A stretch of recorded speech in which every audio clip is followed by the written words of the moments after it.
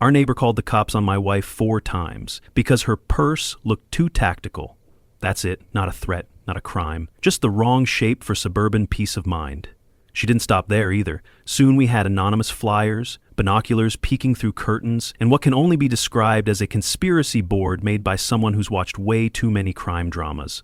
All over a bag. What happened next? Let's just say she picked the absolute worst neighbor to launch a crusade against. Ever had someone completely misjudge you based on nothing? Tell me your wildest neighbor story. I've got time. My name is Lucas Graces, and my wife Grace and I had just moved into what we thought would be our dream neighborhood.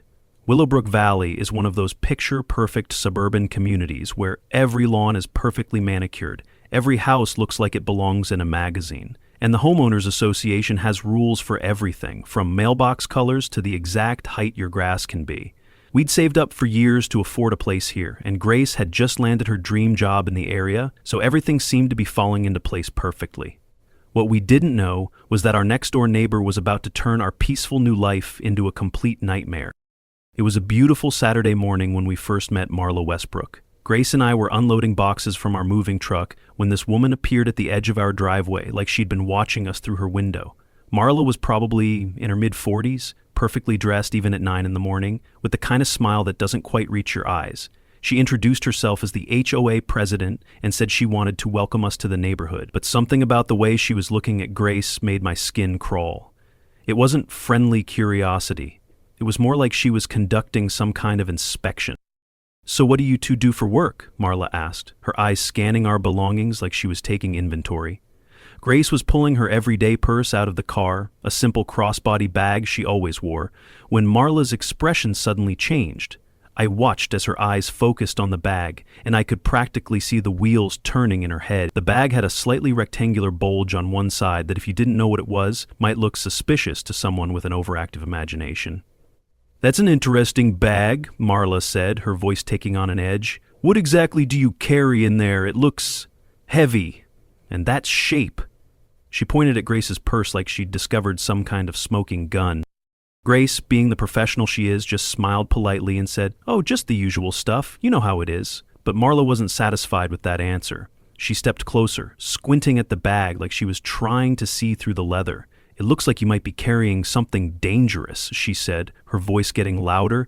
"Something that could be a threat to our safe neighborhood." That's when I realized this woman wasn't just nosy, she was paranoid, and she'd already decided that Grace was some kind of threat based on absolutely nothing but the shape of her purse. Grace tried to change the subject, asking Marla about the neighborhood and the HOA rules, but our new neighbor was fixated on that bag. She kept circling back to it, making comments about safety and knowing your neighbors, and being careful about who you let into your community. Finally, she stepped back and gave us both a look that was equal parts suspicion and determination. "You know," she said, "my late husband was a police officer. He taught me to recognize certain things, certain shapes, and I always trust my instincts when it comes to protecting this neighborhood." The way she said it sent chills down my spine. This wasn't just an overly curious neighbor. This was someone with a mission, and she'd apparently decided that Grace was her target. As Marla walked back to her house, she turned around one more time and called out, "Welcome to Willowbrook Valley. I hope everyone here stays safe." The emphasis she put on everyone and safe made it clear that she considered Grace a potential threat to that safety. I looked at Grace, who was still standing there with that professional calm she'd perfected over years of dealing with difficult people, and I knew we were in for trouble. Within 24 hours of our first encounter, it became crystal clear that Marla Westbrook had appointed herself as our personal surveillance team. I first noticed her watching us on Sunday morning when I was in our kitchen making coffee. I happened to glance out the window and saw her standing at her own kitchen window with what looked like a pair of binoculars pointed directly at our house. When she realized I'd spotted her, she quickly stepped back and closed her curtains. But the message was clear: we were being watched. She moved with the obsession of a wannabe spy on a caffeine bender. Bedroom blinds at sunrise, kitchen drapes by lunch, binoculars always ready. One neighbor joked she had more camera angles than a reality show. My security camera captured it all, and watching the footage later was like seeing someone audition for a suburban thriller that nobody asked for. The woman had turned surveillance into performance art, complete with costume changes and strategic positioning. By Monday afternoon, Grace showed me an email that had been forwarded to her by one of our other neighbors. But Marla wasn't content with just watching. First came the email, full of concerned citizen language. Then came the flyer, anonymous, but only in the legal sense. Both warned neighbors about a suspicious newcomer with a concealed threat in her bag. You'd think Grace was smuggling plutonium, not a wallet and lip balm. I read that email 3 times, getting angrier each time.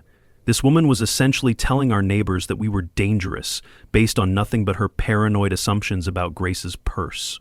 But Grace, true to form, just shook her head and said, "Let her dig her own hole, Lucas. Sometimes the best strategy is to let people reveal who they really are." Still, I decided I wasn't going to sit back and let this woman destroy our reputation in the neighborhood before we'd even unpacked our boxes. I quietly set up a small security camera in our front window, angled so it would capture any unusual activity from Marla's direction. Betty Collins knocked on our door Tuesday evening with a troubled expression and a handful of photocopied flyers. "I found this in my mailbox," she said, holding up what looked like a neighborhood watch bulletin. And so did the Hendersons, the Millers, and probably everyone else on the block. The flyer even included a crude diagram showing the typical concealment methods used by criminals to hide firearms in residential areas. It was like something out of a Cold War propaganda handbook, except instead of communists, the threat was apparently my wife's purse. "She's not just watching you anymore," Betty said quietly. "She's actively trying to turn the entire neighborhood against you. The Hendersons asked me if I'd seen anything suspicious about you too. The Millers wanted to know if they should be worried about their kids playing in their front yard." Betty shook her head in disgust. "I told them both that you seemed like perfectly normal people, but Marla's got some folks genuinely scared." That evening, Grace and I sat on our back patio and watched as Marla positioned herself at yet another window, binoculars in hand, trying to spy on us. "She's getting desperate," Grace observed. "People like this usually escalate when their initial tactics don't work. First surveillance, then propaganda, then what?" As if to prove Grace's point, we watched Marla pull out her phone and start making another call, all while keeping those binoculars trained on our house. The breaking point came Wednesday morning when I caught Marla red ham doing something that crossed every line of decency and legality. I was getting ready for work when I saw movement in our front yard through the bedroom window. Marla was actually on our property, crouched behind our mailbox, apparently trying to see into our garage windows. She had a camera in her hands and was taking pictures of our house from multiple angles, like she was documenting evidence for some kind of investigation. I grabbed my phone and started recording her through the window, knowing I'd need proof of this trespassing if things escalated further. Marla spent nearly 10 minutes skulking around our property, taking photos and even trying to peer through our front windows. When she finally noticed another neighbor walking their dog down the street, she quickly scurried back to her own house, but not before I'd captured the entire incident on video. That's when Grace made a decision that would change everything. "I think it's time to let Marla dig herself a little deeper hole," she said. "Tomorrow, I'm going to wear my work clothes home. Let's see what happens when she gets a better look at what she thinks she's been seeing." The way Grace said it, with that calm confidence I'd learned to recognize over the years, told me that our neighbor was about to find out exactly who she'd been harassing for the past week.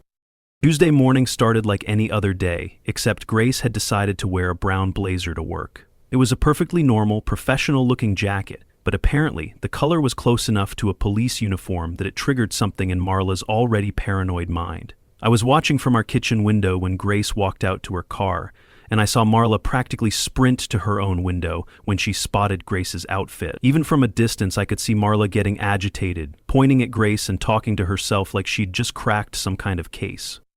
Within an hour of Grace leaving for work, I watched through my security camera as Marla paced back and forth in her front yard, phone pressed to her ear. She was gesturing wildly with her free hand, and based on her body language, she was either very excited or very upset about something. It didn't take long to figure out what that phone call was about.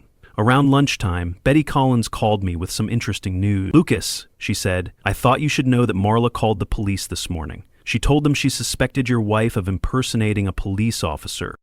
I have to admit, I laughed out loud when Betty told me that. The irony was so thick you could cut it with a knife. But of course, Betty didn't know why I found it so amusing. "Did they take her seriously?" I asked. Betty said that from what she could tell, the police had taken Marla's report, but explained that without any actual evidence of wrongdoing, there wasn't much they could do. "They told her that wearing brown clothing isn't illegal," Betty said, and that she'd need to provide some kind of proof if she wanted them to investigate further. That's when Marla decided to become what she apparently considered a security expert. Her front window had become a control room. Laptops, sticky notes, security footage, and what might generously be called evidence, but looked more like a Pinterest board made by paranoia itself. Photos of Grace, arrows, red circles. It was less investigation, more obsession. I could see her through her window, reviewing footage from her own security system and taking screenshots like she was analyzing evidence for a criminal case. Around 3 o'clock, I captured footage of Marla standing in her driveway with her phone, but this time she wasn't making a call. She was recording her own video, pointing at our house and talking to her phone's camera like she was some kind of investigative reporter breaking a major story. I couldn't hear what she was saying, but her gestures and facial expressions suggested she thought she was exposing the crime of the century. The situation took an even more bizarre turn when Betty knocked on our door that evening with news that made my blood boil. Marla invited me over to see what she calls her evidence, Betty said, shaking her head in disbelief. She's got charts, Lucas, actual charts showing what time Grace leaves the house, what time she comes home, what she's wearing, what she's carrying. She's even got a color-coded system for rating how suspicious each activity is. Betty went on to describe what sounded like something out of a conspiracy theorist's fever dream. She keeps calling herself a trained observer because her husband was a police officer, Betty explained. She wanted me to sign some kind of statement saying I had observed suspicious activities at your house. When I told her I hadn't seen anything suspicious, she got angry and said I wasn't taking the threat seriously. She actually accused me of being naive about the dangers in our own neighborhood. That evening, Grace and I sat on our back patio and discussed Marla's escalating behavior. She's not just paranoid anymore, Grace observed. She's systematically building a case based on completely fabricated evidence. This is the kind of behavior that gets restraining orders issued. Grace was right, and we both knew that Marla's amateur detective work was about to take an even more dangerous turn. Sure enough, Friday morning brought the sound of a police siren in our neighborhood, and I had a sinking feeling that Marla had finally convinced someone to take her investigation seriously. As I watched through my security camera, I realized that our paranoid neighbor was about to learn the difference between playing detective and dealing with real law enforcement. And based on Grace's calm smile when she heard the siren, I suspected Marla was in for the education of her lifetime. When Grace got home that evening, I showed her the footage I'd been collecting, and she watched it with the kind of detached, professional interest that told me she'd dealt with people like Marla before. She called the police again, Grace asked, and when I confirmed it, she just nodded, like she'd been expecting it. Good, she said. That's actually going to work in our favor later. I asked her what she meant, but Grace just smiled and said, "You'll see. But for now, let's just keep documenting everything she does." The next morning, Betty knocked on our door again, this time looking more concerned than before.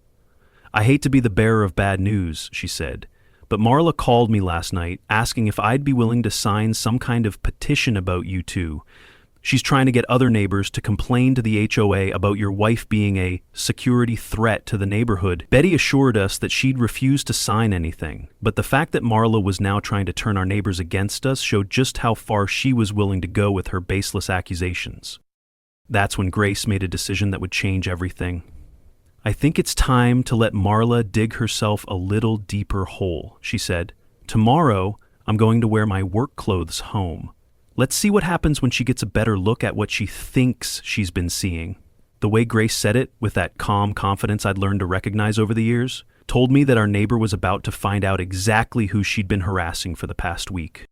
Saturday morning arrived with the kind of crisp autumn air that makes you want to spend the day outside, but I had a feeling we were going to be dealing with indoor drama instead.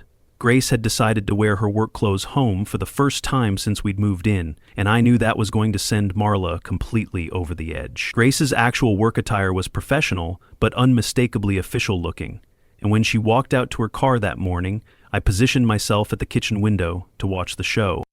Marla didn't disappoint. The moment Grace stepped outside, I saw our neighbor practically flatten herself against her front window, those binoculars glued to her face. From my angle, I could see Marla's mouth moving rapidly, like she was talking to herself or maybe recording another one of her amateur detective videos. Grace, for her part, moved with the kind of calm, confident posture that comes from years of professional training, completely ignoring the fact that she was being watched by our increasingly unhinged neighbor. About an hour after Grace left for work, I watched through my security camera as Marla burst out of her front door like her house was on fire. She was waving her phone around and pacing in circles on her front lawn, clearly agitated about something. This wasn't the careful, calculated surveillance I'd been documenting for the past week. This was pure panic. And I had a sinking feeling that she'd finally decided to take her paranoid theories to the next level. My suspicions were confirmed around noon when I heard the unmistakable sound of a police siren in the distance, getting closer to our neighborhood.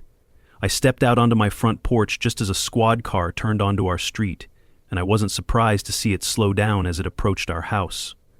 What did surprise me was seeing Marla practically sprinting across her yard to intercept the officer before he could even get out of his car.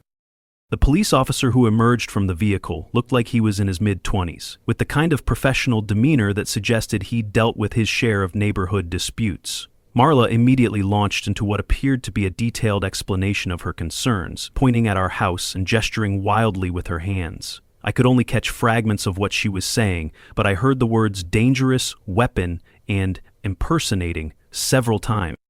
Jake Miller, according to his name tag, listened patiently to Marla's excited explanation before walking over to our front door. I invited him in and offered him a cup of coffee, which he politely declined. "Sir," he said, "I've received a report about possible illegal weapons on the premises and someone potentially impersonating a police officer. I'm required to investigate these claims, though I have to say the complainant seems unusually agitated."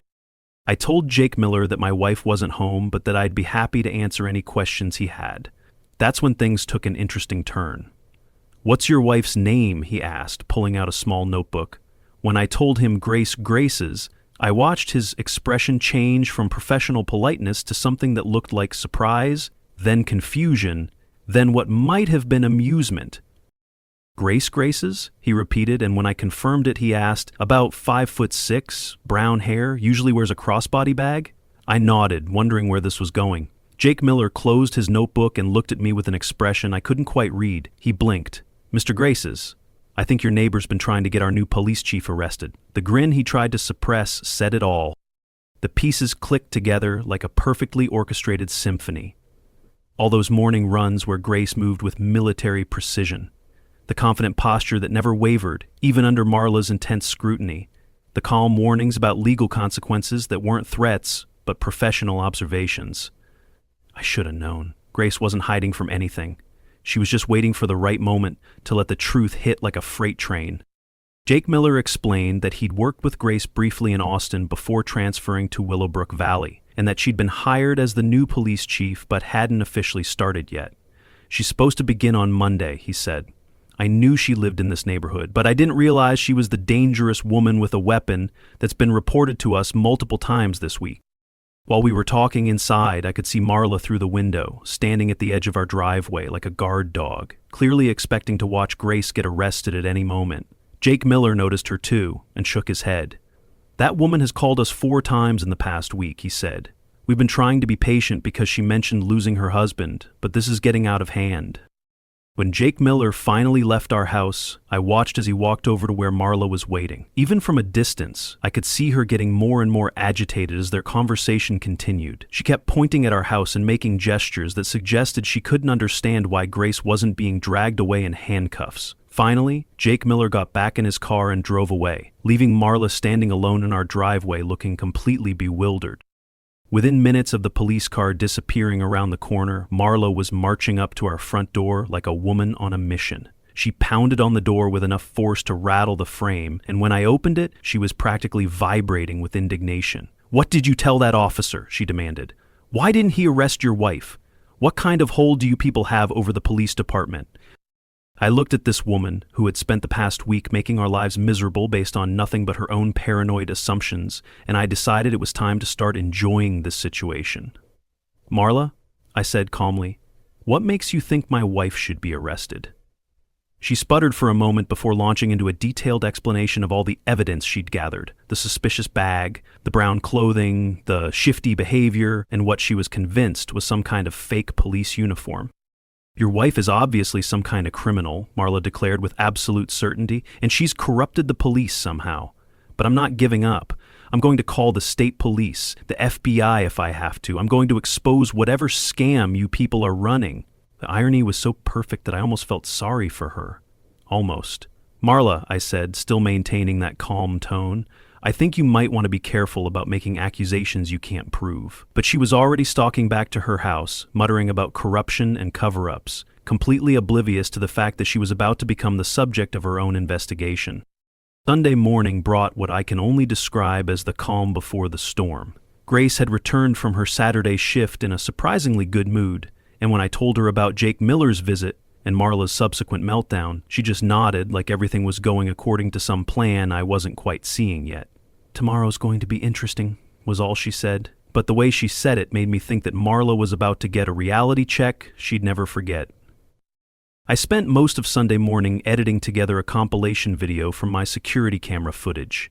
2 weeks of recording Marla's surveillance activities had given me quite a collection of material. Her standing at various windows with binoculars, taking pictures of our house, walking through our yard, and that classic shot of her pacing around her front lawn while making frantic phone calls. I wasn't sure what I was going to do with the video yet, but something told me it might come in handy soon.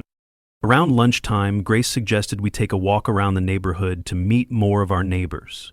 This seemed like an innocent enough idea until I realized that Grace was steering our route to take us past every house in our section of Willowbrook Valley. At each stop, she introduced herself with the kind of professional friendliness that put people immediately at ease, and somehow, the subject of Marla's recent behavior came up in every conversation.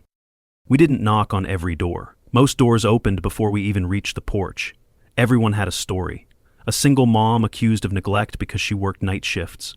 A retired vet accused of drug trafficking because of his medical deliveries. A young mechanic labeled a criminal for changing his own brake pads in his garage. Each story followed the same pattern. Marla would decide some perfectly normal behavior was suspicious, launch a surveillance campaign, try to turn neighbors against the target, then involve the police with increasingly frantic reports. Grace wasn't shocked by what we heard. She was furious, the kind of quiet fury I'd only seen when she testified against stalkers in court. "This ends now," she said as we walked back toward our house, her jaw set in that way that meant someone was about to face the full weight of the law. Marla Westbrook has been terrorizing this neighborhood for years because nobody has been willing or able to stop her. Well, that's about to change. That afternoon, Grace sat down at her laptop and composed what she later described as an educational email. She sent it to the same neighborhood distribution list that Marla had been using for her safety alerts, but Grace's message had a very different tone. "Dear neighbors," it began, "I wanted to address some recent concerns that have been raised about my family and me. While I appreciate everyone's commitment to neighborhood safety, I think it's important that we all understand the legal implications of making false reports to law enforcement." Grace's email went on to explain in terms that anyone could understand exactly what constitutes a false police report, what the penalties were under Texas law, and how repeated false reporting could be considered harassment. She didn't mention Marla by name, but anyone who had been following the drama of the past 2 weeks would know exactly who the email was aimed at. "I encourage everyone to report genuine safety concerns," Grace concluded, "but I also encourage everyone to be certain of their facts before involving law enforcement. False reports waste valuable police resources and can have serious legal consequences for the person making the report." The response to Grace's email was immediate and overwhelming. Our neighbors started replying with their own stories about Marla's behavior, many of them apologizing for not speaking up sooner. Several people mentioned that they'd been afraid to challenge Marla because of her connections to the local police department through her late husband, but Grace's email seemed to give them permission to finally voice their frustrations. By Sunday evening, it was clear that the neighborhood dynamics had shifted dramatically. Marla, who had spent years terrorizing her neighbors with impunity, suddenly found herself isolated and defensive. I watched through my security camera as she stood at her front window, apparently reading the flood of email responses on her phone, and I could see her getting more agitated with each message. Monday morning was when everything came to a head. Grace left for her first official day as police chief, wearing her full uniform for the first time since we'd moved to Willowbrook Valley. As she walked out to her car, I positioned myself at the window to watch Marla's reaction, and it was even better than I'd hoped. Marla took one look at Grace in that official police uniform and completely lost her mind. I watched as Marla burst out of her house and ran toward Grace, shouting something about fake uniforms and impersonating officers.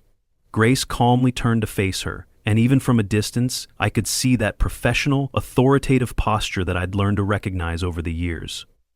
Whatever Grace said to Marla, it was brief and to the point. But it was enough to stop our neighbor mid-rant. Then the most beautiful thing happened. A police cruiser pulled up to our curb, and Jake Miller got out with a smile and a wave. "Good morning, Chief," he called out, loud enough for half the neighborhood to hear. "Ready for your first day?" Grace smiled back and replied, "Absolutely, Jake. Let's go make sure our community stays safe." I will never forget the look on Marla's face at that moment. It was like watching someone's entire worldview collapse in real time. The dangerous criminal she'd been reporting to the police for 2 weeks was not only a police officer herself, but she was the chief of police, the boss of every officer Marla had been calling with her paranoid theories. The irony was so perfect that it almost seemed scripted, but the look of absolute horror and embarrassment on Marla's face was completely genuine. As Grace got into the police cruiser and Jake Miller drove her away to start her first day as chief, I watched Marla slowly walk back to her house like someone in a daze. She kept looking back at our house, then at the spot where the police car had been, like she was trying to process what had just happened. And that was just the beginning of what turned out to be the longest day of Marla Westbrook's life. By Monday afternoon, word had spread through Willowbrook Valley faster than a grass fire in August. The woman who had been calling the police to report our dangerous neighbor had actually been reporting the new police chief. The irony was so delicious that I could practically taste it. But Marla was apparently not finding the situation quite as amusing as the rest of us were.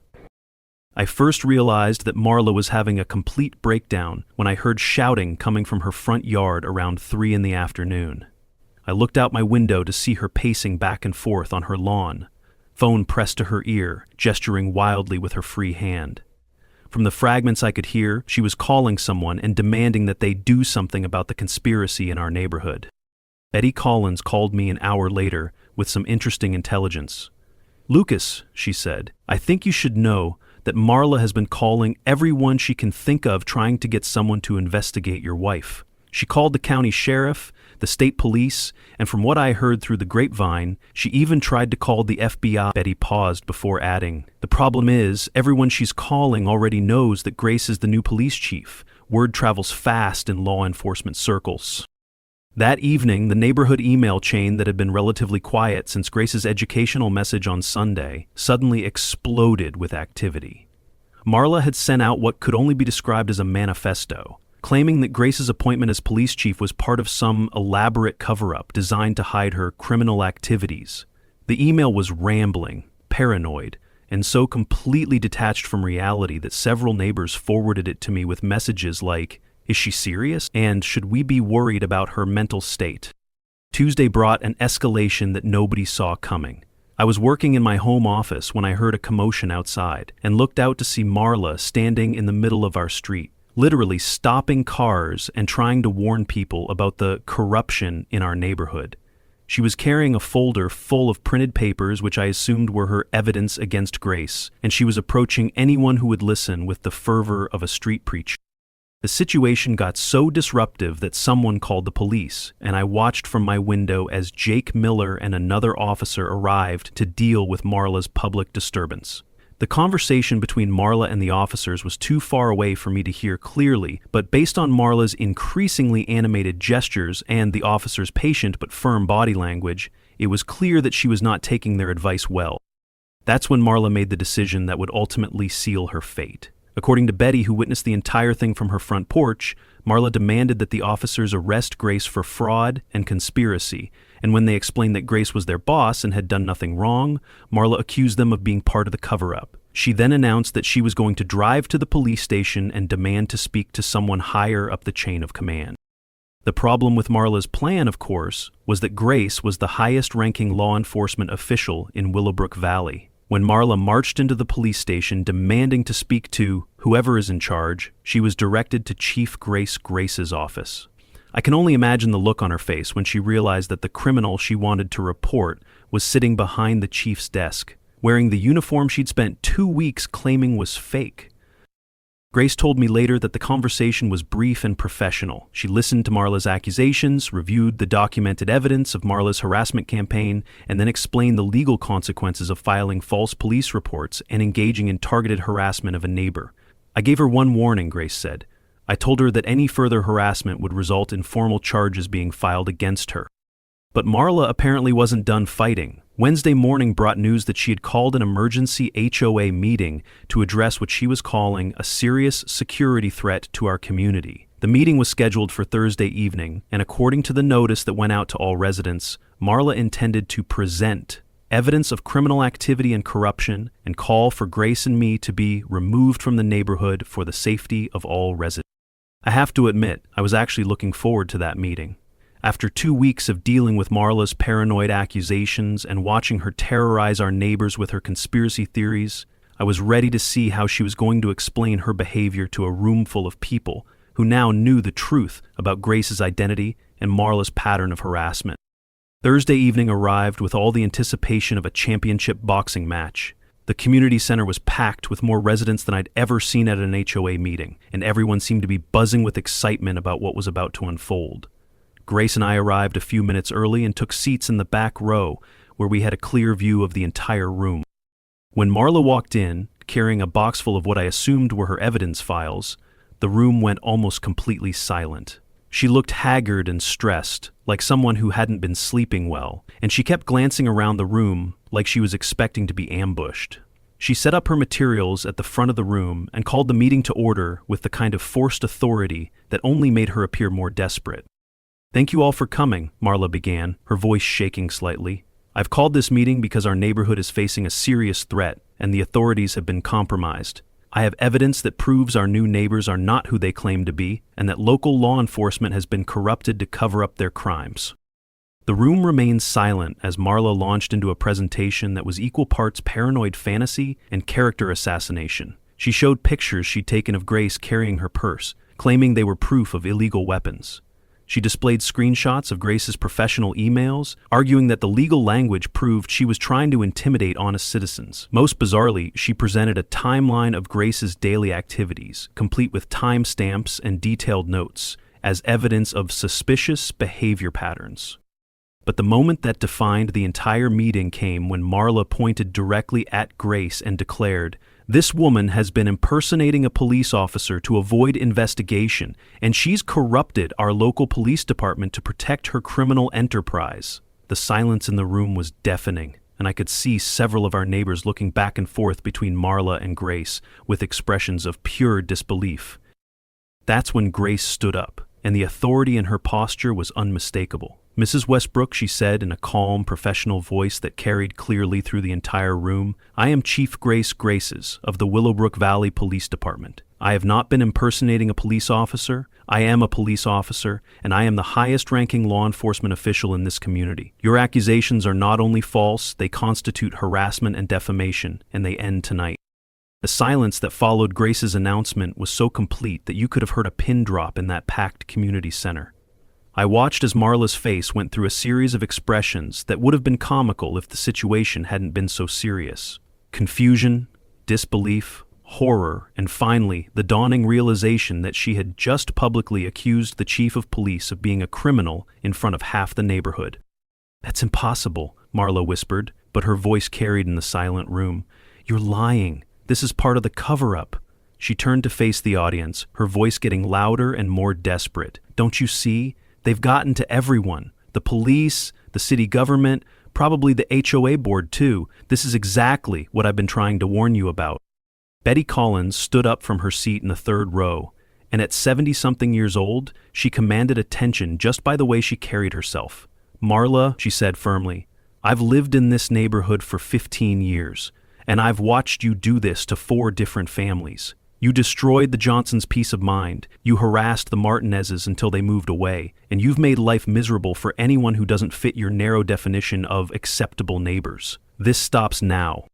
One by one, other neighbors began standing up and sharing their own stories about Marla's behavior. The single mother who worked night shifts talked about how Marla had called Child Protective Services claiming she was neglecting her children.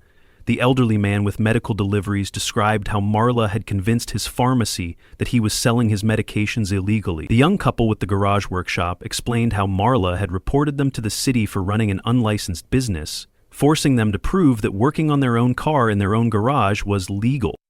As each story was told, I watched Marla shrinking smaller and smaller in her chair at the front of the room. The pattern was undeniable. For years, she had been using her position as HOA president and her late husband's reputation in law enforcement to terrorize anyone who didn't meet her paranoid standards of normalcy. But this time, she had picked the wrong target. Grace listened to each neighbor's story with the kind of professional attention that made it clear she was taking notes for more than just personal interest. When the testimonies finally ended, she stood up again and addressed the room. "Ladies and gentlemen," she said, "what you've described tonight is a clear pattern of harassment that violates both HOA regulations and local ordinances. Mrs. Westbrook has filed at least 6 false police reports in the past 2 weeks alone, and based on what I've heard tonight, this appears to be part of a much larger pattern of behavior." The HOA board, which had been silent throughout the entire meeting, huddled together for a whispered conference before the board president stood up. "Mrs. Westbrook," he said, "in light of tonight's revelations and the testimony we've heard from multiple residents, the board has no choice but to immediately suspend you from your position as HOA president, pending a full investigation into your conduct." Marla's response was to launch into a final, desperate rant about conspiracies and cover-ups, but by that point she had lost whatever credibility she might have had left. Several neighbors were recording her outburst on their phones, and I could see that she was only making things worse for herself with every word she spoke. Her voice cracked as she accused Grace of orchestrating an elaborate scheme to infiltrate and control the neighborhood, claims so outlandish that even her few remaining supporters began shaking their heads in embarrassment. The meeting ended with a formal vote to remove Marla from all HOA positions and to ban her from filing any further complaints against neighbors without documented evidence and board approval. Grace was unanimously invited to serve as the neighborhood's liaison to law enforcement, a position that would help prevent future harassment campaigns like the one Marla had been running. Over the next few days, the transformation of our neighborhood was remarkable. Without Marla's constant surveillance and complaints, people seemed more relaxed and friendly. Neighbors who had been afraid to spend time in their own yards were suddenly out working in their gardens and chatting over fence lines. The atmosphere of suspicion and paranoia that Marla had cultivated for years evaporated almost overnight. Children played freely again, couples took evening walks without feeling watched, and the community began to heal from years of unnecessary tension. As for Marla herself, she received an official warning from the police department about filing false reports, and she was required to attend counseling sessions to address what Grace diplomatically referred to as her difficulty adjusting to neighborhood life. She also received a formal cease and desist letter regarding any further harassment of neighbors, with the understanding that violations would result in criminal charges. The legal consequences were real and immediate, sending a clear message that her behavior would no longer be tolerated. The most satisfying moment came a week later when Grace and I were working in our front yard and saw a moving truck pull up to Marla's house. Unable to face the embarrassment of her very public downfall and probably unable to tolerate living next door to the police chief she had spent 2 weeks trying to have arrested, Marla had decided to relocate to a neighborhood where nobody knew about her conspiracy theories and false accusations. We watched in silence as her belongings were loaded into the truck, including what looked like several boxes of surveillance equipment and printed evidence files. As we watched her belongings being loaded into the truck, Grace turned to me with that same calm smile I'd fallen in love with years ago. "You know," she said, "I've dealt with a lot of difficult people in my career, but I've never had someone work so hard to investigate themselves into legal trouble." I laughed and wrapped my arm around my wife, the police chief, who had turned our paranoid neighbor's harassment campaign into a masterclass in how justice sometimes comes with a side of perfectly ironic karma. The last I heard, Marla was explaining to her new neighbors in her new city about the corruption she had exposed in Willowbrook Valley. I wonder how long it will take them to figure out what we learned the hard way. Sometimes the person calling the cops is the one who needs to be investigated, and sometimes the person you're trying to get arrested is the one with the authority to arrest you right back. Now, whenever I tell this story, people always ask me what the moral is. I tell them it's simple. Before you decide someone is dangerous based on what they're carrying in their bag, maybe you should find out who they really are, because you never know when that suspicious neighbor might turn out to be the chief of police. And trust me, that's a mistake you only want to make once. The neighborhood has been peaceful ever since, and Grace has become something of a local legend. The chief who solved her first case before she even officially started the job. QA Stories signing off for now, but the drama, it never sleeps. Tap that bell if you're ready for round 2.